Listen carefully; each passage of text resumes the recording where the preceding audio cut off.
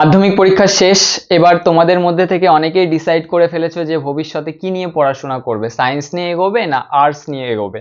এবার মাধ্যমিকের পর আমাদের তিনটে সাধারণত ব্রাঞ্চে ভাগ হয়ে যায় আমাদের ওয়েস্ট বেঙ্গল বোর্ডে, একটা সায়েন্স, একটা আর্টস, একটা কমার্স। এবার যারা সায়েন্স নিয়ে পড়বে বলে অলরেডি ঠিক করে ফেলেছো, অনেকে টিউশন নিয়ে ফেলেছো, অনেকে নেবে।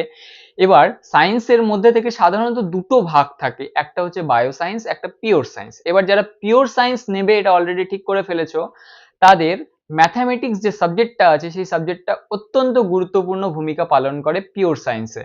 এবার পিওর সায়েন্সে আমাদের ওয়েস্ট বেঙ্গল বোর্ডে ম্যাথামেটিক্স পড়ার জন্য সবচেয়ে ভালো বই কোনটা হবে, সবচেয়ে ভালো বই কি, যেটা ফার্স্ট সেমিস্টারে 11-এর জন্য বা সেকেন্ড সেমিস্টারে 11-এর জন্য গুরুত্বপূর্ণ ভূমিকা পালন করবে, সেই বইগুলো নিয়ে আজকে একটু আলোচনা করি। আমি সৌরভ, এমএসসি ম্যাথ। তো চলো শুরু করা যাক। ওয়েস্ট বেঙ্গল বোর্ডের আন্ডারে যারা সায়েন্স নিয়ে পড়ছো তাদের জন্য ম্যাথামেটিক্সে দুটো বই আমাদের ওয়েস্ট বেঙ্গলে সবচেয়ে বেশি ফলো আপ করা হয়, যে দুটো হচ্ছে একটা ছায়া প্রকাশনী সৌরেন্দ্রনাথের বই, আর একটা হচ্ছে সাতরা প্রকাশনীর জানা বন্দ্যোপাধ্যায় আচার্যর বই। এবার দুটো বইয়ের মধ্যে থেকে কোন বইটা ভালো, কোন বইটা আমি নেব। দেখো, আমাদের যে সিলেবাসটা করেছে তোমাদের ক্লাস 11-এর জন্য, ক্লাস 11-এর আর ক্লাস 12-এর উচ্চ মাধ্যমিকের যে নতুন সিলেবাস প্রেজেন্ট করেছে, সেই সিলেবাসটা কিভাবে করেছে, প্রথম semester, second semester, third semester, fourth semester, এই চারটা ভাগে ব্রেক করে দিয়েছে। এই 3 আর 4 মিলে ক্লাস 12, আর 1 আর 2 সেমিস্টার মিলে হয়ে যায় হচ্ছে ক্লাস 11।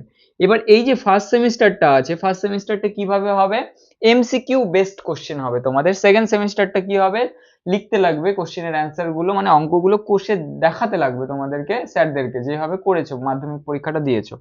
থার্ড সেমিস্টারটা কিভাবে হবে, আবার এমসিকিউ বেসড হবে, জাস্ট খালি টিক করে আসবে ওই মার্কে। আর 4 নাম্বারটা কি হবে, ফোর্থ সেমিস্টারটা কি হবে, আবার ওই থিওরিটিক্যালি হবে। এবার এই তিনটা সেমিস্টারের যে কোশ্চেন গুলো সেগুলো করবে কে, তোমাদের স্কুল টিচার, অর্থাৎ স্কুলেই কোশ্চেন গুলো করা হবে, স্কুলের টিচারই খাতা দেখবে, যতটুকু আমি বুঝলাম বা জানলাম। এবার ফোর্থ সেমিস্টারটা হবে হচ্ছে স্কুলের বাইরে গিয়ে পরীক্ষা। স্কুলের বাইরে গিয়ে পরীক্ষা মানে বোর্ড থেকে কোশ্চেন করবে, স্কুলের বাইরে গিয়ে পরীক্ষা দেবে, যতদূর জানলাম। এটাও হতে পারে যে থার্ড আর ফোর্থটা স্কুলের বাইরে গিয়ে হচ্ছে, কিন্তু আমি যতদূর সিলেবাসটা পড়ে দেখলাম, first semester, second semester and third সেমিস্টারটা হবে হচ্ছে তোমাদের স্কুলেই, আর কোশ্চেনও করবে স্কুলের স্যারই।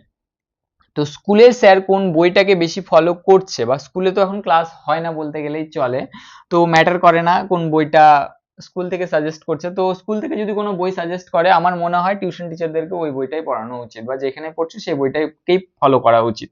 কারণ কোশ্চেন তো স্কুল থেকেই করবে, বিভিন্ন স্কুলের কোশ্চেন বিভিন্ন রকম হবে।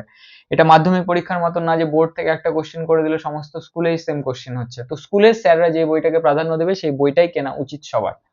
তো এবার বলি কোন বইটা ভালো, ছায়া প্রকাশনীর বই না সাতরার বইটা ভালো। দেখো, ছায়া প্রকাশনীর বইটা বহুল প্রচলিত বই, অঙ্কের জন্য ছায়া প্রকাশনীর বইটা অনেক প্রচলিত বই, ভালো বই, স্ট্যান্ডার্ড বই। ছায়া প্রকাশনী বই থেকে ম্যাক্সিমাম স্কুলের কোশ্চিন ছায়া প্রকাশনীর বই থেকেই করে, ছায়া প্রকাশনীর বইটাকেই ফলো করে সব টিচাররাই প্রায়।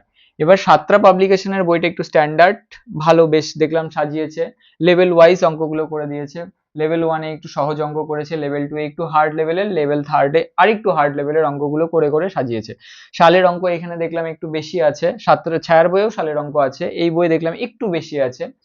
তারপরে জেইর অঙ্কগুলো চ্যাপ্টারের পরে আলাদা করে পার্ট করে দেওয়া আছে, যেটা ছায়ার বইয়ে থাকে হচ্ছে তোমার শেষের দিকে থাকে, ছায়ার বইয়েও আছে জেইর অঙ্কগুলো আছে, ডাব্লিউবিজেইর যে অঙ্কগুলো আছে, জেই মেন্সের অঙ্কও আছে সাতটার বইয়ে। তো যেই অ্যাডভান্সের অঙ্কগুলোও আছে সাতটার বইয়ে, দেখলাম কয়েকটা কয়েকটা আছে, সব নেই, কিছু কিছু অঙ্ক আছে চ্যাপ্টার ওয়াইজ।